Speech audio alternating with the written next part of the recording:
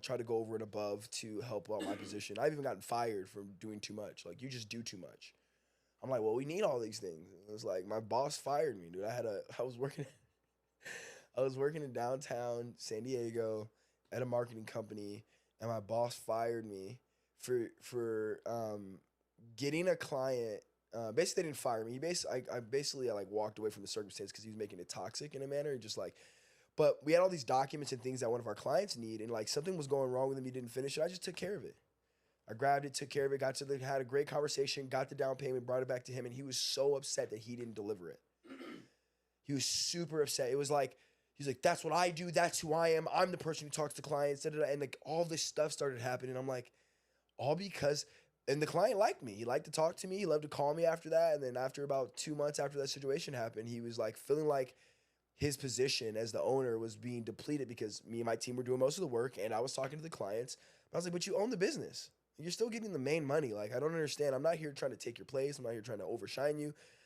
They just needed it. I just delivered it. They just like me. They're talking to me, but I work for your business, right? This is your name on these projects, regardless of how much work I do. So isn't that just, isn't that just toxic masculinity? Like, there's. I would say it's ego, man. I wouldn't even call it masculinity because I've seen that in women too as well, pretty well. Okay, but maybe I'm wrong. But isn't toxic masculinity, isn't ego? I can't even, this is what I'd say. In my mind, toxic and masculinity don't even belong together. Because when I'm in my most masculine space, I'm way away from toxicity. And in my most toxic space, I'm absolutely toxic. So it's like, in my masculinity, we should have been able to have a regular conversation. There's no as soon as he went toxic, he's just toxic. He was just a toxic individual. And that became from his ego-driven personality. But anything in the masculine space, we would have been able to address each other as men and just have a conversation. Like, these are the things, you could be like, yo, these are the things I'm trying to hold on to, right? As I grow the business, these are the things I want to take care of. And when you did that, that just made me feel like you were trying to step into a space I don't think you belong. I'd have been like, I totally understand that. But that's not how he went about it. He went totally opposite. He went totally opposite of having a regular man-to-man conversation with me, started to feel some type of way, started to make maneuvers, and all that to me is nothing to do with true masculinity, everything to do with just toxic. And, you know, as soon as you feel like you have to fight, you can't communicate, especially as a man. We don't say a bunch, but it's just simple words back and forth about, you know, necessarily not how you feel. And so I say men can be toxic, but masculinity is an energy, and masculinity is like yin and yang. To me, it doesn't even carry toxic. There's no masculinity in the world that carries toxicity.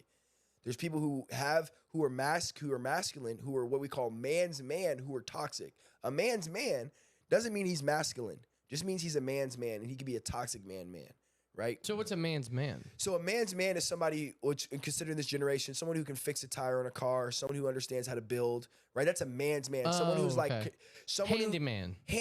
A man's man, right? Is necessarily a man's man. Okay. Maybe at this day and age, because everything's so fetishic, he could just be someone. He could just be a gym rat. He could just be a buff ass gym rat. Looks like he could beat people up. Looks like he's 6'4". Looks like, you know, he carries this man's man, right? It's just a look, right? I would say it's more of a look than what they naturally do. And in that man's man, there is no masculinity. There's just what actions he believes a man should be. But he lacks all the intuition, intelligence that a masculine man should have. He's not intuitive. He's not very bright, right? Like, to me, being bright is part of masculinity. Back in the day, the people who were on the battlefield killing people were the smartest people. They were reading books. They understood war strategies, right? They were the most masculine men that existed, and then there was a bunch of men who we call manly men who would usually die for the cause, and they're the first platoons that get sent out. If you can't strategize and win in war, you usually got sent out to die. You're a manly man. You can build, you could do all these things, but you could not think. You could not be wise. You were not wise of your time. Wisdom, you know, and so that's where masculinity kind of comes for me is like, so when people say toxic femininity or toxic masculinity, I think neither of those exist. Both of those do not exist. You could be a female hella toxic, missing out on your femininity. And you could be a man hella toxic, missing out on your masculinity. That means you got to go get some more masculinity. You don't change masculinity from being toxic to non-toxic. If the difference between that is like, as a masculine man, I tell a woman, I don't want to be with a woman who goes to a club. As a toxic man, I tell him, you don't go to the club. because you're mine and you're going to be mine and you're not going to do what you want. That's a manly man trying to tell you what to do. And he's doing that. But a masculine man will just set parameters and then have an understanding that you broke those parameters and I'm going to move left with that. Yeah, I don't need to tell you anymore once I told you these are my boundaries. Yeah, that's what I was about. And setting boundaries is not bad. No, it's like that's the most masculine thing you can do. And some women call that controlling. But the reason why you're not together is because he wasn't controlling.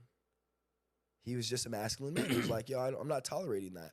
And if I set a boundary and I say I'm not tolerating that and you behave that manner and I move left, that's me being masculine. But if I tell you not to do it and you still do it and then I start to attach myself to you, try to take your cell phone, try to see if you're cheating, well, that's some toxic shit. I didn't remove myself to be the best masculine person I could be. I just jumped in to be toxic, trying to keep you, trying to hold you tight. Like I've never up until this last relationship have I ever checked through a girl's phone. Never, not even one time. So just didn't care. So circle that back to leadership. So like what would that look like in a business owner, in a manager, in a project manager? Like what would that look like? What does a manly man look like? And then what does toxicity look like?